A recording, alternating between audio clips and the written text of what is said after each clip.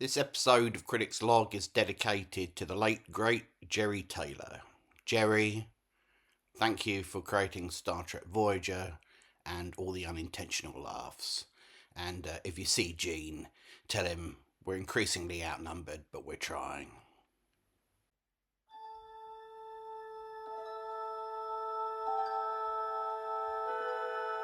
Space.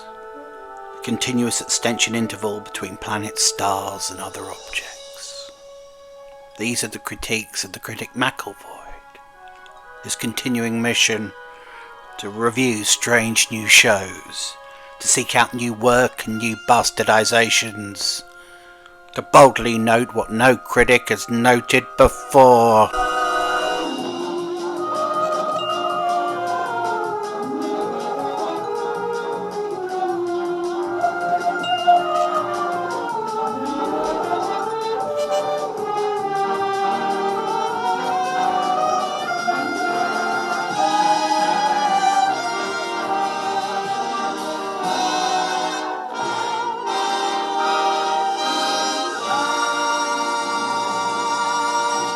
Hello, Critics Loggers. Welcome back. It's a new season of Trek, and so we have returned to cast our critical eye over proceedings. But hang on a minute.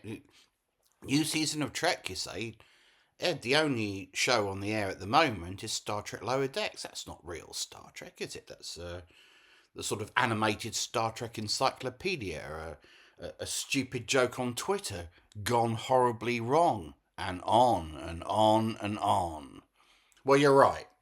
You're right. Normally, I would not dignify this show with episodic reviews. Indeed, in the past, I have not. If you look in the bio of this video, you will see the reviews I've written previously that covered each season, one a season. I thought that was reasonable coverage.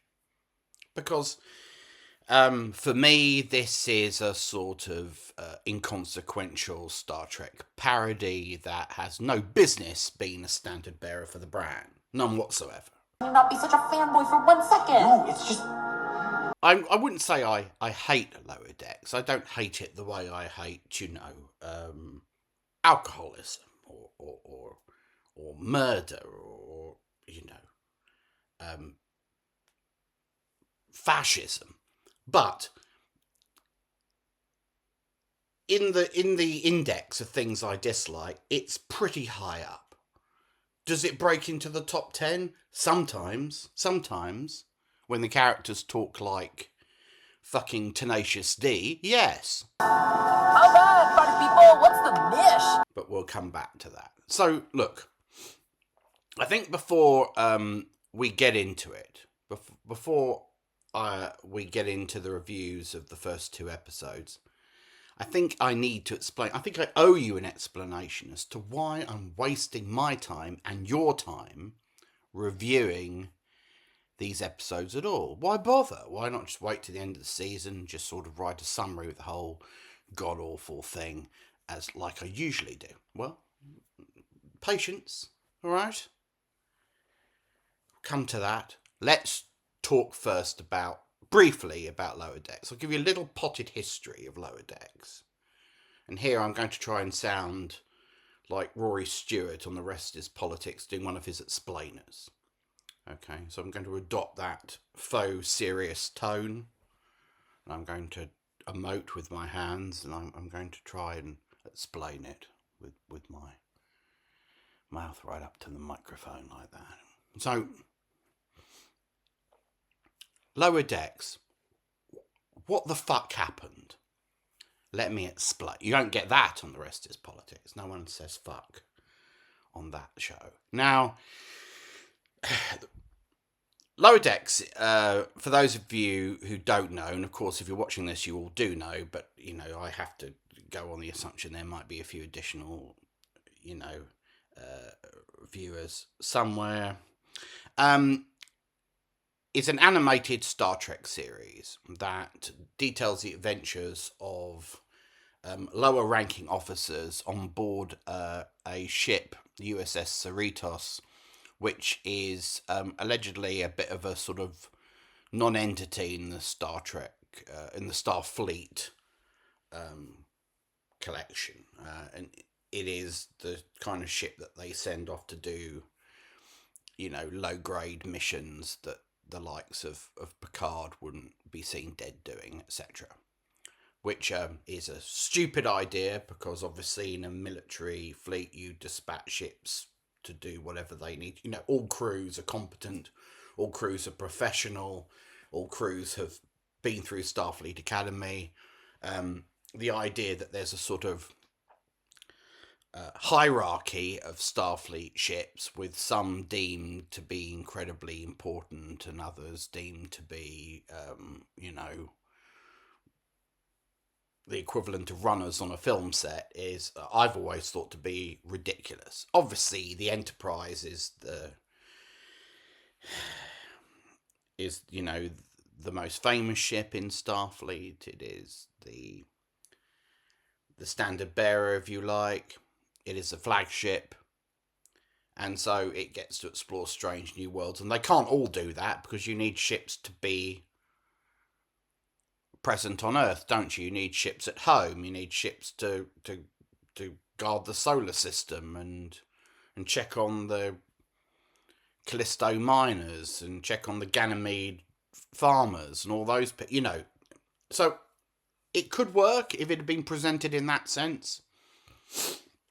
But it's always been implicitly a ship full of sort of second-rate officers, a ship full of idiots. And they are fucking idiots, and it's almost impossible to understand how these characters could have got through Starfleet Academy. How indeed they got through life up to the point they applied to be in Starfleet Academy, let alone be on a ship representing the Federation in deep space. So there's a man called Mike McMahon, or McMahon, however you wish to pronounce it. It really doesn't matter. He looks like what a Star Trek fan grown in a lab would look like, if the purpose of growing that fan was expressly to miss the point. And he's an animation guy. He was one of the writers on Rick and Morty. Rick and Morty, as you know, is a surrealist science fiction animation for adults that can do anything, and because it's not rooted in any universe other than its own. It has absolute freedom to be as absurd and obscene as it wishes to be. Can't do that on Star Trek, because Star Trek is an established universe. And if you veer too far from what you and I consider to be the serious Star Trek universe, you trivialise it and undermine it, don't you? You make old Star Trek look ridiculous. Now, some of you may think old Star Trek is ridiculous. Well, if you do, you can fuck off, can't you? The point is that a universe has to make sense internally. It has to have an internal logic. As long as it sticks to that logic, and as long as everybody within that universe respects those boundaries, so you can't do anything and you can't say anything. It has to be of a piece with what has been established and come before in order to have dramatic integrity. Yes? As long as you understand that principle, well, yeah, you could theoretically create a sitcom in that universe, but you'd have to be very careful about how it was done. Very careful. Mike McMahon chose to sort of create a kind of hybrid, a Star Trek parody that was where the joke was incongruity. The characters speak like the kind of fucking idiots you know in your day-to-day life today. You know, the kind of people you used to watch Star Trek to escape. People who say mish instead of mission. Or profesh instead of professional. Or say, what's up? You know, those fucking cunts. the kind of people that you wish were dead. And now they're on the bridge of a Federation starship. But I've leapt ahead. So Mike McMahon, writer on Rick and Morty,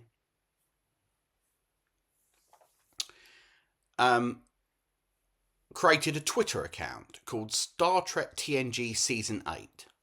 And the conceit was that you would post synopses of unproduced Star Trek The Next Generation episodes. Star Trek Next Generation ended in Season 7, of course. So these were the unproduced episodes. And they were all sort of 1 or 2 sentence gags. Deliberately absurd and over the top. The kind of thing, the joke being, the kind of thing that you would never actually see on a Star Trek show. Now, I can't remember a single one of them, but I'm going to give you a flavour. This is the sort of thing, alright? Worf is bitten by an insect that causes one of his testicles to become swollen to the size of a planet. Deanna Troy's tits become sentient. Wesley Crusher's eaten by a moon. Captain Picard is sold a hair restorative lotion by a wily con man, and his hair keeps growing. It grows and grows and grows and grows until it threatens to clog up the entire universe. How do they cut it? It just keeps growing. That's the sort of thing. And that went on for a very long time. And we all had a giggle, didn't we? It was just a joke. It's all right. It's just a gag. Can't do any real harm to the Star Trek universe. It's not the sort of thing you'd ever see on Star Trek. Star Trek characters aren't overtly sexualized, and they don't swear, and they don't get involved in absurdist adult comedy situations. If adult comedy is indeed what it is. So it would take a special breed of idiot to look at that Twitter account and say, gee, there's potential there for a real show. And that idiot was, of course, our old friend Alex Kurtzman. Alex Kurtzman saw that Twitter stream and he rang up Mike McMahon and he said, Mike, this is great. I mean, I love what you've done. These are so funny. Worf's testicle, the size of a planet. Holy shit. Man, listen, you're an animation guy. Could you could you make a show like that's full of that sort of humor? Because I'm really trying to diversify the brand. You know, I want different types of people to watch Star Trek. Not just Star Trek fans, but people who've never watched Star Trek, people who hate Star Trek, but like your show, Rick and Morty. Could you do that for us, Mike? Could you create, a show that's just sort of stupid, and just full of jokes about Star Trek? Because the fans would love it. The fans are fucking stupid, man. They don't know the difference between jokes about Star Trek and a show that makes Star Trek a joke. They don't fucking know the difference. Could you make that show for us, Mike? Well, Mike could make that show, and he did. And Lower Decks is it. And it does not have one scintilla of original thought. Even the title is a rip-off of a TNG episode from the show's 7th season about a series of low-level officers, ensigns, and their various challenges, etc., etc. And McMahon took that basic premise and he created, 4 idiots, and that was the basis of the show. And the central character in this show is Beckett Mariner, who is the insubordinate daughter of the ship's captain, Captain Freeman. And Beckett Mariner is a fucking idiot who as we're reminded in the first episode of this 5th season, think it's cool to be insubordinate, cool to stick it to the man. That's in a military structure, by the way. Someone who, again, talks like the stupidest people you've ever met, either at work or in the playground. And the other characters are Tendi, who is a sort of a cutesy, meek Orion. There's Rutherford, who is sort of modelled on Geordie LaForge. He's got sort of cybernetic add-ons, and he's an engineering geek. Yeah.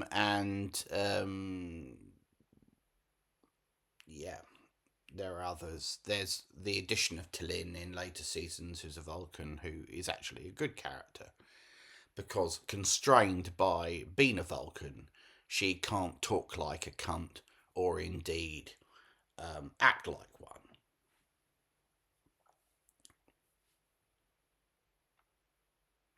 Oh yeah, and there's Boimler, I forgot him, played by Randy Quaid. Not Randy Quaid, but one of the Quaids. And he's a sort of slightly anxious, super nervous. Super nervous, by the way, is the kind of expression you'd hear on Lower Decks. Idiot.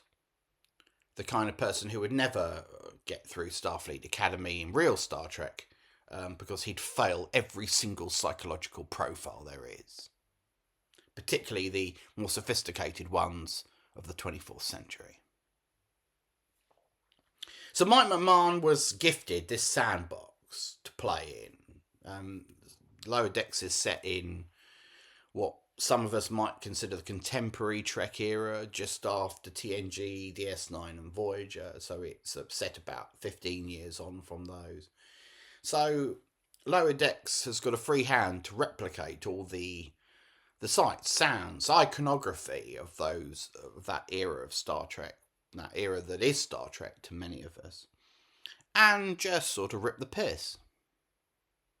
Not too harshly, because, it might do damage to the brand.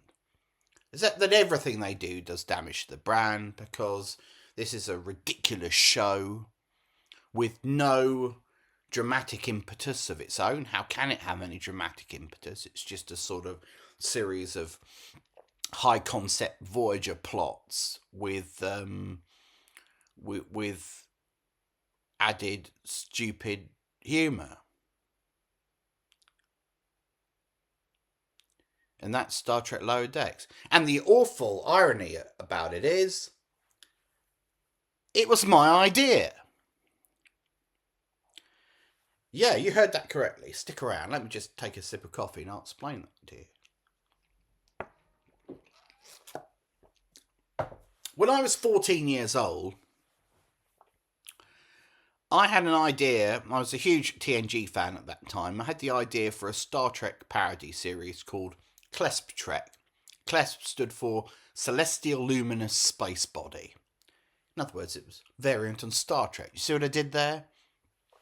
And it featured a series of, again, slightly rebellious characters. The joke was that they acted in a sort of incongruous way, and the plots were absurd.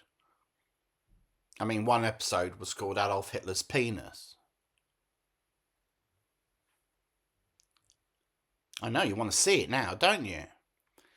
The point is, I mapped it out. I had, jokes substituted for stories for about 5 seasons worth, ironically, of the thing. I don't know where that book is now. I think I must have thrown it away. The point is, whatever skip I threw it into, Mike McMahon found it somehow. Maybe he was on holiday in Britain and he came across it and he was like, "What's this?" He doesn't talk like that, but I have to up his idiotic credentials for the purpose of this show. What's this? And all of a sudden, he had an idea. That's why, fundamentally, I really despise Lower Decks, because it's my idiotic teenage idea, which I fully acknowledge with hindsight, shows a breathtaking ignorance of what makes science fiction franchises work, that someone's actually made as adults in the real world.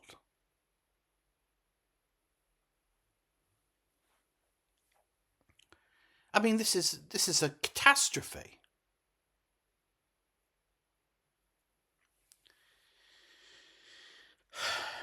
So I promised you an explanation. Why are we doing this? Why are we here? Why are we reviewing this shit?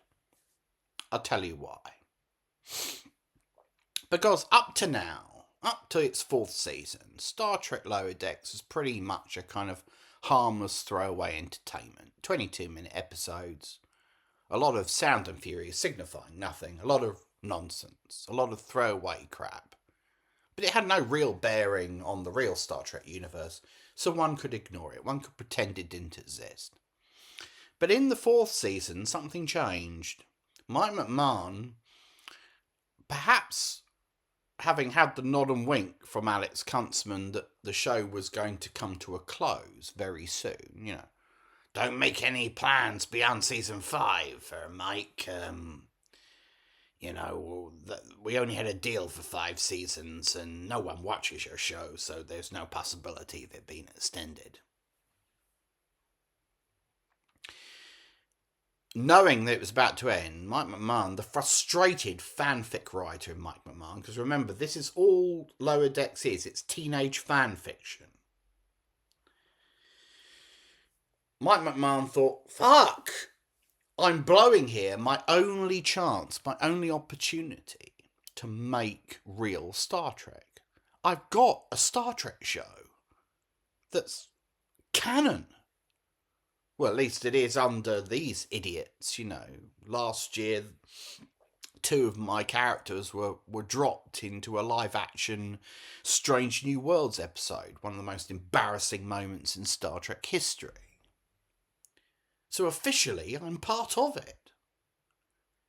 Shouldn't I be trying to make my mark on the Star Trek universe? Shouldn't I be trying to, add to the lore? Because this is the only chance I'm ever going to get. One day, someone, when Alex Kurtzman is deposed, is going to watch my show and have me up in front of the Film and TV Crimes Court in The Hague. I could be facing the death penalty for this thing. But today, morality's a little bit different. So, the frustrated Star Trek writer Mike McMahon wanted to make his mark on the Star Trek universe. Didn't want to be remembered for just being an idiot who produced an idiotic aside in Star Trek terms, though he is and he has.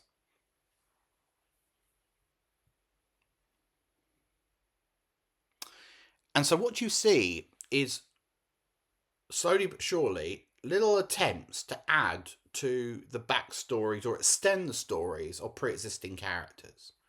Nicholas Lucano from The First Duty makes an appearance, and his story is continued and ended on Lower Decks. Something that, had we known that back in the day, had we known that's how it was going to end, maybe we would have skipped over The First Duty in the running order. Rom's story, Lilith from DS9 was continued, and so on. There was a bit of lore expansion, like, 10D is an Orion, but all of a sudden we start to visit the Orion homeworld and get to understand Orion culture. Now, all of that's fine, by the way. That's fine. But, we want to know more about it. But I'm sitting there thinking, oh my God, this is a show that's starting to have pretensions of being a real Star Trek series. And that's the point, my friends, at which it gains our closer attention. Because if they're gonna fuck with the real thing, instead of just being sort of Star Trek adjacent with their silly gags and so on, they require greater scrutiny. And that is why we're here today. In my review of the 4th season, I speculated that there could be a lot of madness to come in this season, this 5th and final season. With its, once again, branding, a parody of the corresponding original Star Trek movie. So here we've got, a twist on Bob Peake's Star Trek V poster, this being the 5th season. The show's full of unoriginal gags like that, building on other people's work, making it less retrospectively.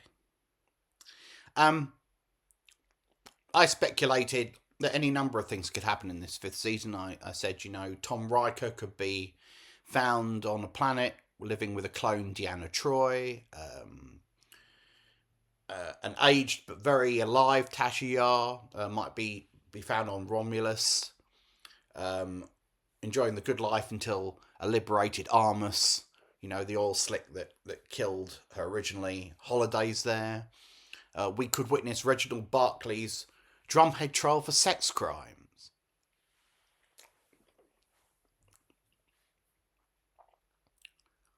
Don't put it past these people. It could happen. They're capable of anything, and they're desperate to make their mark on what was once hallowed territory. Once they were content to refer to it. Oh, this is crazy. This is like Data being kidnapped by a collector of toys. That's what they used to be content with doing. That was their way of sort of strip mining old Star Trek and trading on our positive associations for very, very, very easy jokes. But they're not content to do that anymore, kids. Now the mission has changed. The mission is to make Star Trek Lower Decks a show in its own right. And here we must say no! It has to end here! No further. If I had a glass cabinet, I'd swing my arm and smash it now. No!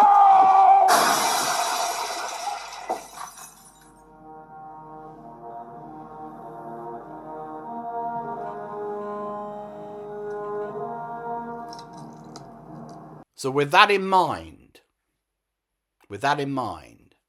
we will now review the opening 2 episodes of this 5th and final, thankfully, season of Lower Decks.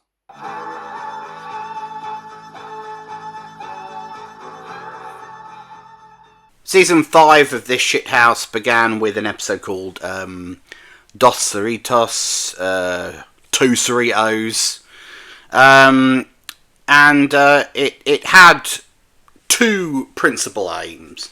One was to expand on the mythology of the Orions, where we left Tendi at the end of the 4th season when she went off to be, the presumptive heiress to one of the houses of the Orions or something. I wasn't following too closely because, again, this is inconsequential guff.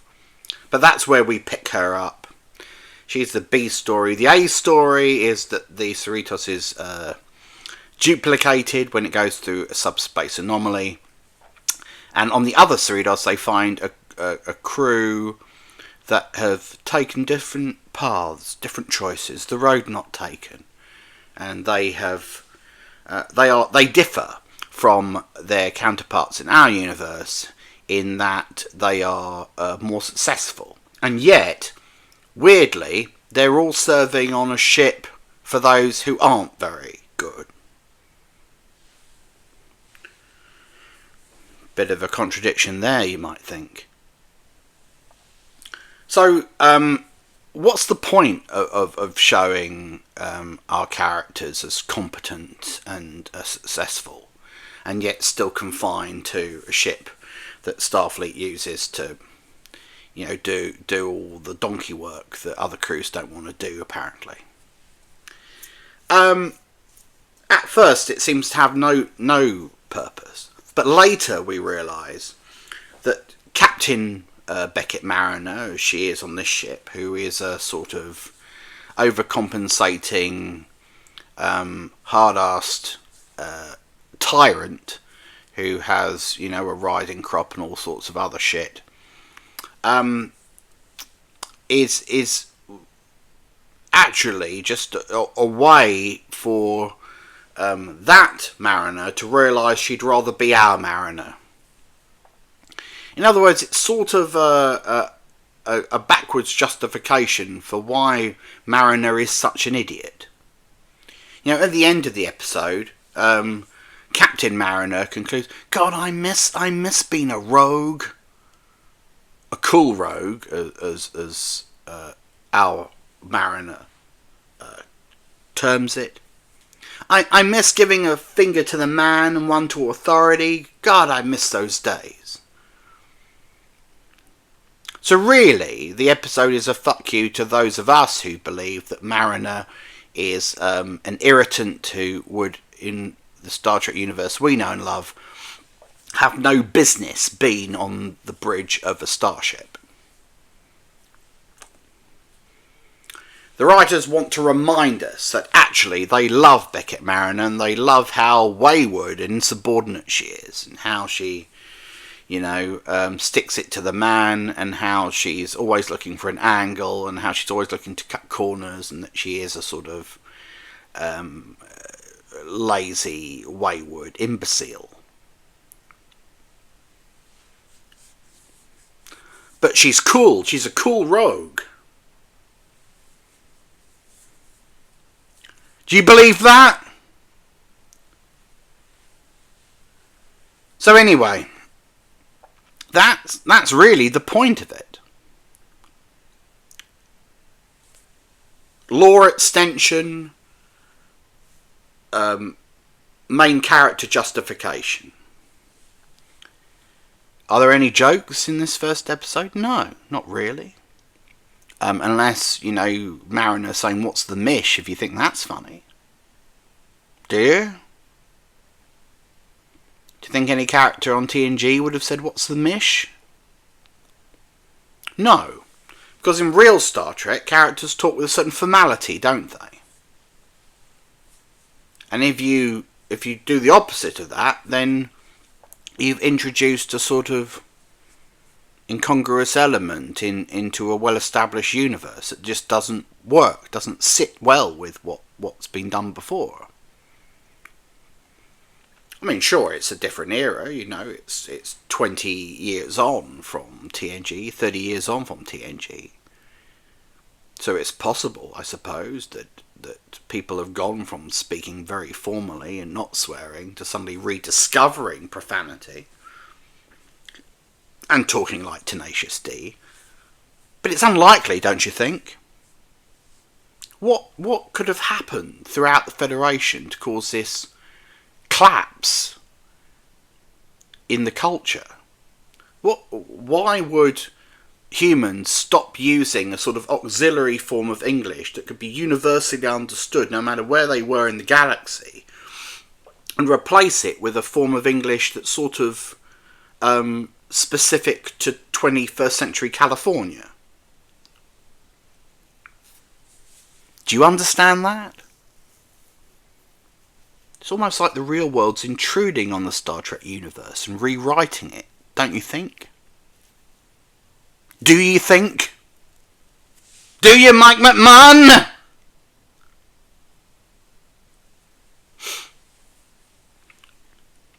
So, this is an horrific episode. There's 2 Cerritos crews. 1 is awful, but 2? Chills the blood. There are no real jokes in it. the plot's fatally compromised by the presence of a responsible Cerritos crew, an impossibility given that they're degenerates. Mariner talks trash, as one other character, the Vulcan, points out that she's talking trash. How would T'Lyn, who normally is the only thing worth watching on this show, how the fuck would she know what talking trash means? Spock didn't know what exact change meant. This isn't Star Trek. This isn't real Star Trek. Keep reminding yourselves. But the problem is, of course, it purports to be. It officially is. And the people making it think it is. And that is the disaster that is unfolding in front of our very eyes.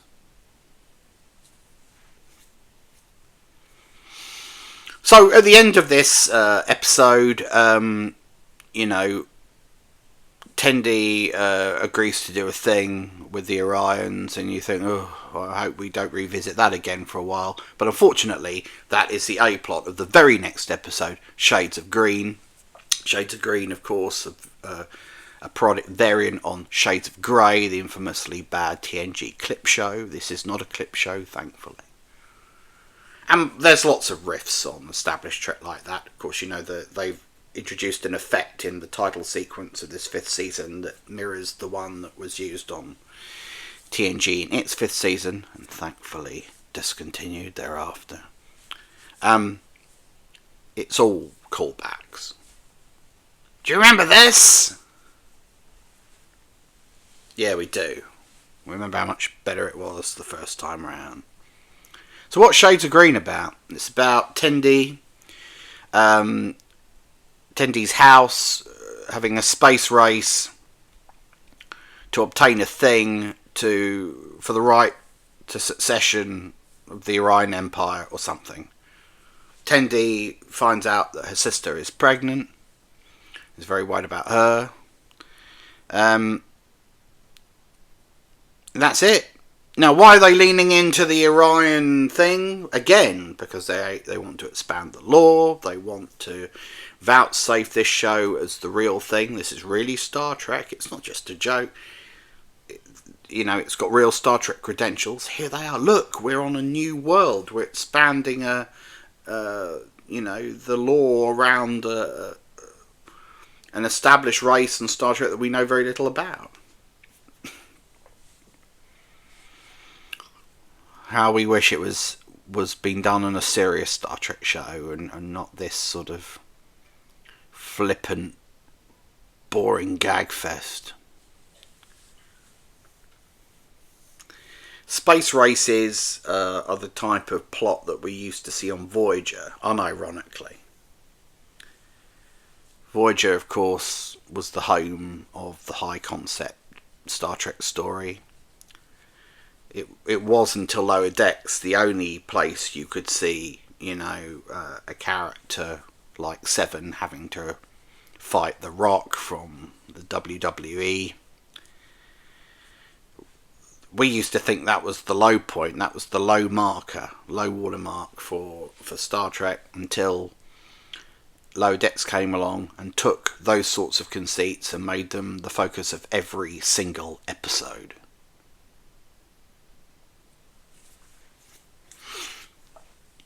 The animated Orions look like jolly green giants, which is extremely off-putting. Other than that, there's almost nothing to say about Shades of Green, because, of course, this is a show devoid of any intellectual content. It's devoid of any intellectual content. Other than, reiterating what happens in these episodes and what the writers think they're trying to do, there is very little to say. And yet we're going to continue for the next 8 weeks to do exactly that. Because, content. So, ultimately then, Mariner sums up the whole thing when she says, "Stop fucking around." I couldn't agree more. I wish this show would stop fucking around. I wish this show would stop. It will soon be stopping. The only question, my friends, is how much damage will it have done to real Star Trek by the end? A report without the subject's consent would be unethical. Thank you for watching this episode of Critics Log. Before you go, a parish notice. If you like these videos, if you like me, and even if you don't like me, even if I'm the most obnoxious person you've ever seen on the internet, and if I am, you're certainly watching the wrong channels. You may be interested to know that the second edition of my first novel, They Forgave Eric Gill, or Murder by the Bottle, is now available on Amazon in paperback and ebook. Details are in the bio.